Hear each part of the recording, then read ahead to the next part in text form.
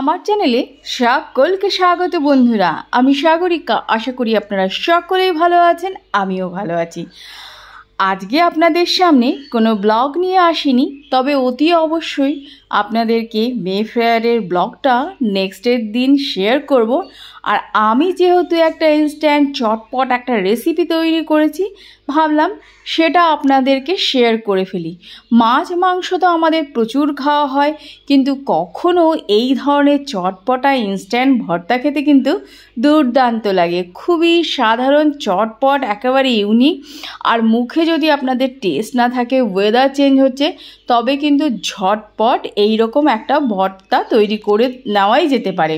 তবে শুরু করা যাক। দেখুন, আমি কাঁচা কাঁচা একদম টমেটো নিয়ে নিয়েছি, ফ্রেশ টমেটো। আর এই টমেটো আর আলু দিয়ে ভর্তা করলে কিন্তু অসাধারণ লাগে। অনেক সময় মাছ মাংসকেও ফেল করে দেবে এই রকম ধরনের একটা চটপট রেসিপি। কিছুই না, সাধারণ ঘরে থাকা উপকরণ দিয়ে চটপট করে ভর্তা আমরা তৈরি করে নিতেই পারি। ভর্তাও বলতে পারেন আর সেদ্ধ মাখাও বলতে পারেন। টমেটো নিয়েছি, আলু, কাঁচা লঙ্কা আর পেঁয়াজ, এই সামান্য উপকরণ দিয়ে অসাধারণ টেস্টি, একদম নিমেষের মধ্যে ইনস্ট্যান্ট একটা ভর্তা কিন্তু তৈরি হয়ে যাবে, যেটা কিন্তু গরম ভাতে খেতে দুর্দান্ত লাগে। আপনারা রুটি পরোটার সঙ্গেও খেতে পারেন, তাতে কোনো অসুবিধা নেই। দেখুন, আমি একদম আলু ধুয়ে, নতুন আলু ছিল, এখন তো নতুন আলু মার্কেটে সবসময়ই পাওয়া যায়। আর কাঁচা কাঁচা টমেটো বেশ ভালো। এটা কিন্তু মানে দেশি টমেটো নয়, একটু হাইব্রিডই আছে। ভালো করে সেদ্ধ করে নিয়েছি। দেখুন, সেদ্ধ হয়ে গেছে একেবারে, টমেটোগুলো ফেটে গেছে, আলুটাও জাস্ট ফেটে গেছে। এবার জাস্ট আমি ফ্লেমটা বন্ধ করে নামিয়ে রেখে দেবো। আর গ্যাসের চুলায় একটা প্যান বসিয়ে দিয়েছি। শুকনো লঙ্কা নিয়ে একটু জাস্ট ভেজে নেব, কারণ একটা অসাম ফ্লেভার ওই শুকনো লঙ্কা থেকে বেরোয়, যেটা কিনা মানে ভর্তার স্বাদকে দ্বিগুণ বাড়িয়ে দেয়। তো দেখুন, আমি শুকনো লঙ্কাটা ভালো করে টেলে নিচ্ছি ফ্রাইং প্যানের মধ্যে।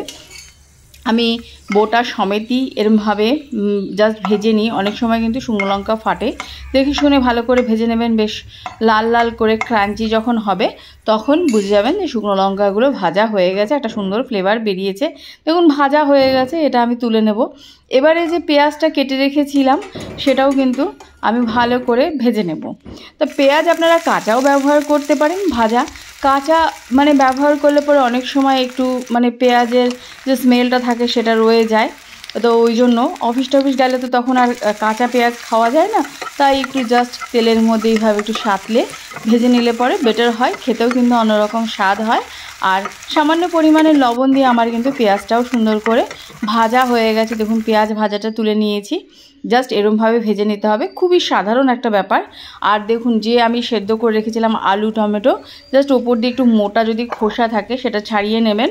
তো এইভাবেও মন্দ হয় না। দেখুন, আমি একদম গরম গরম একেবারে নামিয়ে সুন্দর, জাস্ট এটা হাত একদম আমার পরিষ্কার। এখানে কোনো ম্যাশারের ব্যাপার নেই যে ম্যাশ করে রাখার জন্য কোনো কিছু। তো এটা হচ্ছে ইনস্ট্যান্ট ঘরোয়া রান্না, একদম হাত ধুয়ে হাইজিন করে নিয়েছি। এবার সুন্দর করে কিন্তু জাস্ট এটাকে একটুখানি ম্যাশ করে নেব। দেখুন, ভর্তাতে যদি হাত দিয়েই না মাখানো হয়, তাহলে কিন্তু সেই মজাটা আসে না। দেখুন, একদম আমি ভালো করে মানে চটকে চটকে মাখিয়ে নিচ্ছি এইভাবে। হাতটা অতি অবশ্যই পরিষ্কার হতে হবে, আর হাতে কিন্তু প্রচুর ভালোবাসা থাকে আমাদের। তো অলরেডি ওটা ম্যাশ করে নিয়েছি। এবার শুকনো লঙ্কা সামান্য পরিমাণে লবণ দিয়ে, মানে তেলে ভাজা শুকনো লঙ্কাটা সামান্য পরিমাণে লবণ দিয়ে কাঁচা লঙ্কাগুলো ভালো করে মিক্সড করে এইভাবে নিলে পরে ভালো ফ্লেভারটা হয়। আর পেঁয়াজের একটা কিন্তু গাছ গজিয়েছিল, সেটাও আমি কুচো করে দিয়ে দিয়েছি। তো এইভাবে দেখুন, ম্যাশ যে টমেটো আর আলুটা ছিল তার মধ্যে সুন্দর করে দিয়ে এবারে কিন্তু হাতের মাধ্যমে পেঁয়াজটাও দিয়ে দিয়েছি। আর এবার স্বাদ অনুসারে আপনাদের মতন আপনারা লবণ, যেহেতু আমি লবণ সব কিছুর মধ্যেই একটু ইউজ করেছিলাম, তার জন্য পরিমাণটা দেখে আপনারা দেবেন। আর সামান্য পরিমাণে সরষের তেল, ব্যাস এইভাবে দিয়ে সুন্দর করে মাখিয়ে নিয়ে একদম ভালো করে পরিবেশন করুন, মানে একেবারে জমে যাবে। এই রকম ভর্তা খেতে কিন্তু অসাধারণ লাগে, একটু টক টক, একটু ঝাল ঝাল, অপূর্ব একেবারে। গরম ভাতের সঙ্গে তো কোনো কথাই নাই। আর উপরে একটু ধনেপাতা জাস্ট আপনারা একটু ছড়িয়ে দেবেন। আর এক্সট্রা করে একটু সর্ষের তেলটা দিয়ে দেবেন, কারণ সর্ষের তেলের ফ্লেভারটা কিন্তু অসাধারণ যায়। ভর্তা বলুন, সেদ্ধ মাখা বলুন, আমরা যে যাই বলি না কেন, দেখুন কত অপূর্ব, কত লোভনীয় হয়েছে, অসাধারণ খেতে। আমরা মাছ মাংস খেতে খেতে বড় বিরক্তিকর হয়ে যায়, টেস্টটাকে চেঞ্জ করার জন্য এরকম মুখরোচক মানে খাট্টা একটা ঝাল ঝাল রেসিপি অতি অবশ্যই কিন্তু ট্রাই করতে পারেন। আর এই সিজনে যদি কাঁচা টমেটো তো পাওয়াই যায়, যদি এইরকম ধরনের একটা রেসিপি করেন তবে কিন্তু অসাধারণ হয় খেতে। তো এটা কিন্তু হেলদিও, সাথে খুবই হেলদি বলতে পারেন, একটা অসাধারণ রেসিপি।